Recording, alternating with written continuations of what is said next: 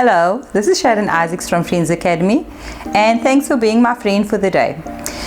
In South Africa, we are going to be celebrating Youth Day, which is the 16th of June, because of what happened on the 16th of June in 1976. And I actually didn't make a connection to it until I chatted to my daughter. She said, "Mommy, what are you going to do for Youth Day?" I'm like, "Youth Day?" So she said, "Yes, you know, the day that Hector Peterson was murdered during a protest." So I said, "Okay, give it to me. When was it exactly?" She said, "The 16th of June, 1976. Now, okay, so how old was I in 1976? I was 9 years old. And then I remembered the time when we were tear gassed, when I was 9 years old. And I'm pretty sure it's the same day, because we lived in Manenberg, in Thames Walk, and that's sort of the center of Manenberg. And the bus terminus is 3 minutes away from our house. But the bus terminus where we used to get on and off was about 5 minutes drive from the main road, Govenumbeek, the old Lansdowne Road. Now they call it Govenumbeek Drive. But to walk that distance will be about 20 minutes. So I remember my mom was unsure whether she should send us to school or not, because we lived in Lansdowne, but my mom had a flat in Manenberg. She was a single mom, and my gran lived in Lansdowne. So we used to live with my gran before, and then so that means we schooled there. So when we moved to Manenberg, we didn't move schools yet. We continued to school in Lansdowne at All Saints Church English School Primary School. It's now called The Vine. So when my mom sent out, I know that she didn't speak to me directly. She was speaking to a neighbor, and she's like, "Are you going to send them to school?" So she said, "Yes, because I can't leave them home alone in Manenberg." So it would have just been my sister and I. My sister was 7 years old at the time, and I was 9 years old at the time. So we went to school on that day, and then I know that we were let out early because they said there are protests. Now, for a 9-year-old that hasn't heard the word protest before, I didn't really know what a protest was. So I'm like, okay, protest. And then somebody said, "You mustn't go home. You must stay with your gran today because there's a protest." And I'm like, but I didn't get permission from my mom to stay with my gran. So we're going to go home. And then they said, okay, they walked us to the bus stop, and then we took the bus from Lansdowne to the old Lansdowne Road at that time, and we got off at the terminus at the Downs. That's also in Manenberg, but that terminus is parallel to the old Lansdowne Road for the Govenumbeek Drive. So we got off, and then we went to go and stand at the terminus waiting for our bus to take us to Thames Walk, now to Manenberg terminus. And we waited for quite a while, and I remember we were a group of about 6 or 7 children who lived in Manenberg. The one guy's name was Trevor Wilson, and he lived opposite us at a court behind the bus terminus in Manenberg, and we lived in the court in front of the terminus. So it was fine, and he was big and he was butch, so he would protect us. And then they say there's no buses. So I said, "So how are we going to get home?" And immediately I started panicking, because I didn't know my way around Manenberg. So Trevor said, "Don't worry, I know the way." And then we started walking. So I don't know if you know where the Greens is, the Greens soccer field in Manenberg. So if we walk down Heinz Road and we continue walking, we would walk for about 20 minutes and then get there to that area. So Thames Walk is just next to the Greens. And as I was walking, Trevor started running because he said, "The Caspers are coming," and I didn't know what's a Casper. I thought it's a big locust or some sort of an insect, like okay, there must be some terrible insect chasing us. If he is running from it, so we started running as well. And then my sister was 7 years old, so I could only run as fast as she was running, and he was missing. He was gone. I don't know where he disappeared to, but he ran in between the houses. He knew his way around Manenberg quite well. And there we are stranded, my sister and I, and then we just said boom, boom, boom, and I'm like, what type of Casper is this? Is making thunder.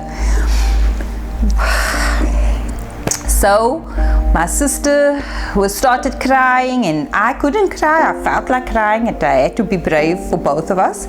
And then I held her hand very tightly, and then the whole area filled up with smoke. And I don't know where the smoke was coming from because there was no fire.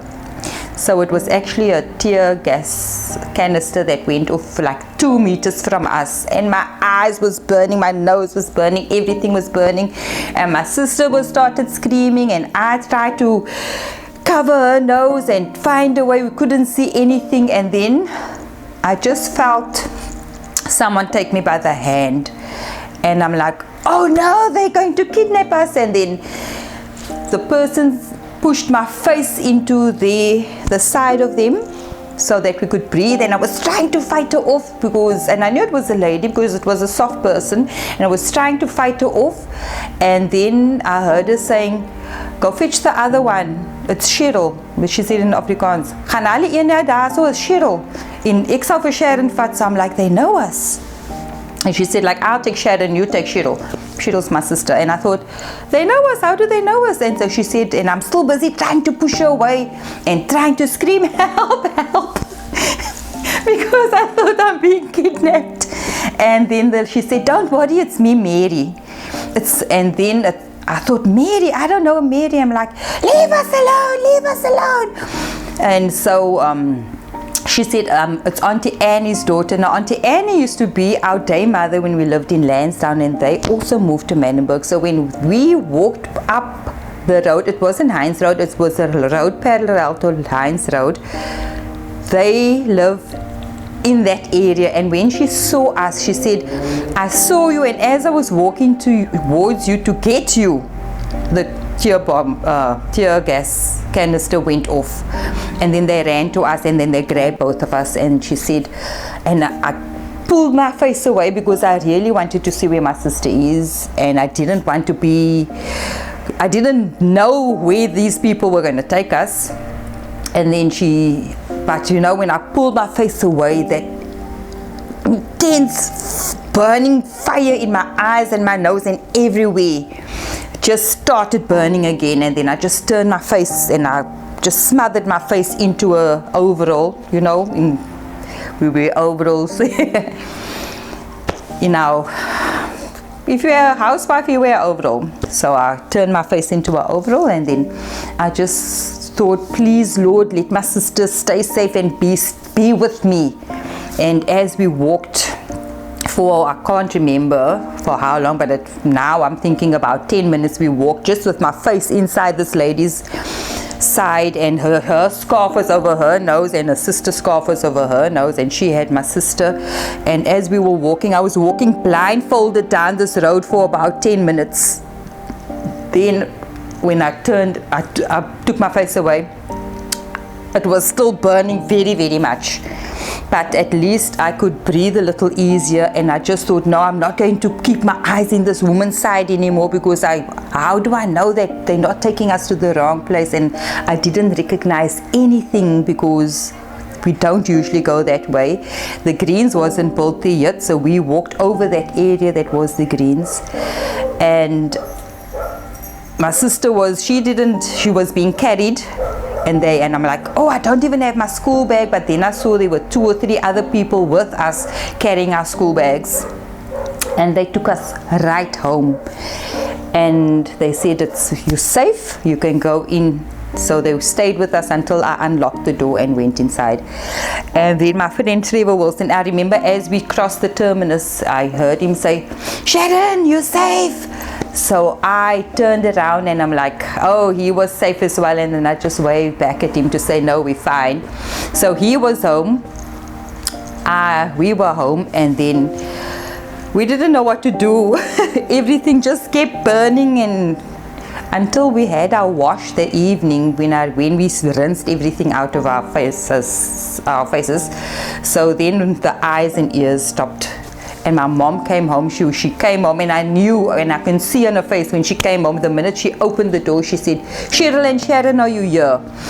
And she said yes, and I could just see relief on her face, because she walked through the aftermath of what happened during the day. She came home much later in the evening when everything was almost done, but the police were still patrolling. So that is what happened to us on the 16th of June 1976. And I never made that connection that the day Hector Peterson was murdered, he was a 14-year-old school child. I don't think he had a weapon. I don't know. I was in it, but I can see from the pictures. I was 5 years younger than him, and we were tear gassed. I don't know if the police aimed the tear gas at us, or they just shot randomly and just hoped it would land and just get people to disperse. But I know that when we were walking down that road, just my sister and I was in that road. Nobody else was in that road, because there was nobody behind us and nobody ahead of us, and then just smoke all around us. So I don't even understand at the time why it happened.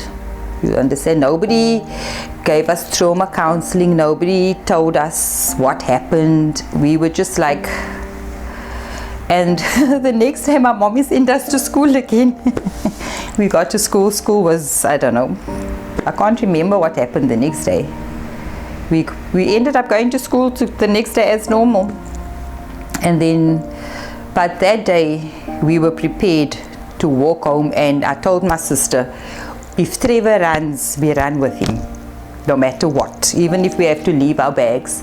But if Trevor runs, we run. So that is what happened to me on the thing. I didn't have any nightmares that day. I didn't. For me, it's normal. It was normal behavior to be treated that way. You understand? If the police come, you just keep quiet, you look down, they question you. Don't give them any attitude. If they want to search your stuff, let them search your stuff. So it's much later that I found out that the police can't do anything to you without a warrant. That they can't come onto your property without an invitation, because it's private property. To come onto your property, they need a warrant. To search your bags, they need a warrant. Okay? So now, of course, I'm not going to allow any policeman to search me without a warrant, or come onto my property without an invitation or a warrant, or be intimidated by them. And this is for police, not whether it's a colored policeman or a white policeman or a black policeman. You see, it didn't matter. Police sort of had the same authority to they could intimidate you if you wanted to. This is what I was taught. So now it's different, and I've tried to raise my children not really aware of racial differences. Like my youngest daughter only found out about racism, or different races basically, when she was treated differently because she's dark. And then I tried to explain to her, she's treating you that way because she thinks because you're colored, you are inferior to her, but you're not. And then I explained it to her, and then of course you heard my other daughter, she only found out that there was this difference when she was called a hot knot, when they told her she was a hot knot, and she thought she was not hot, and she was 20 something. So we didn't really focus much on all that differences in color. I just wanted them to be South African. I wanted them to realize that firstly, that they are children of God, that they are valuable, that I did take their worth to them through God's word. What does God say to them? They are the top and not the bottom, their head and not the tail. That they are the apple of his eye. God determines our value and our worth, and that's what I taught to them. And when people, they want to bless my one daughter, when she goes to youth group and she said they asked us to come up to have people prophesy over us, and I'm like, did you go up?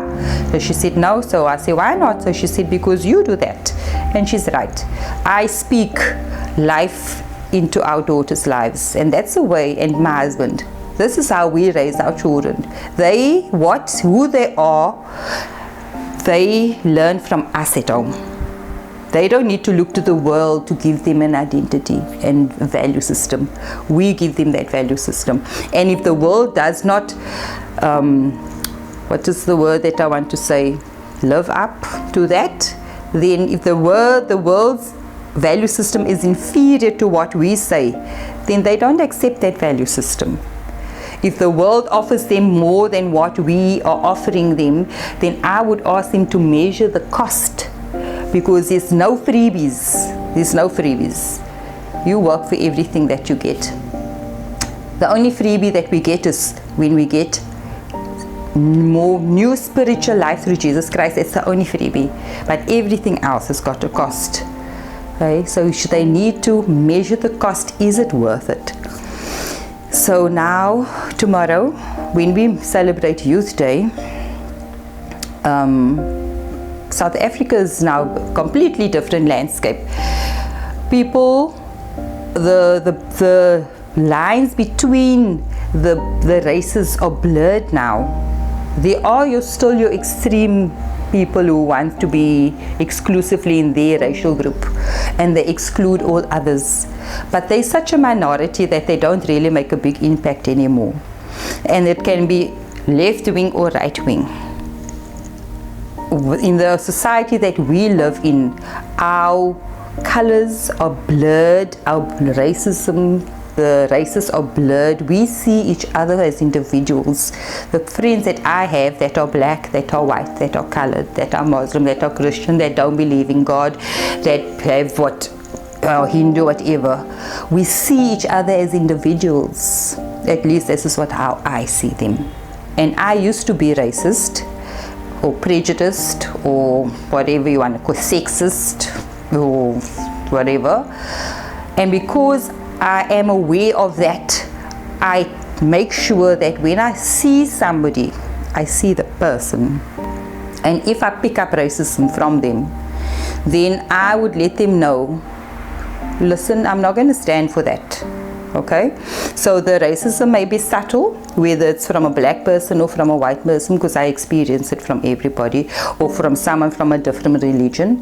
I'm going to let them know, this is where I draw my line. So you can cross it, but if you're going to cross it, you're going to get to you have to deal with me. Because I know who I am. I know whose I am. And because I know that, nobody can intimidate me. Nobody. And so I don't know how everything is connected to Youth Day now that I've said, but I think it is. In 1976, we were chased like animals because of the color of our skin. And now in 2020, nobody's going to chase me for the color of my skin now, because I know who I am. And if somebody's going to come to me and say, you are less than who you are because you have more melanin in your skin than I do, then I'm going to just smile and wave. Everybody's entitled to their own opinion. And I will see that in person for who they are. And I'll pray for them and ask God to let them get to a place where they see that everyone is made up in God's image. Okay, so I hope you have I hope you can celebrate tomorrow as a free South Africa, living together as one nation. Okay, God bless you. Thank you for watching.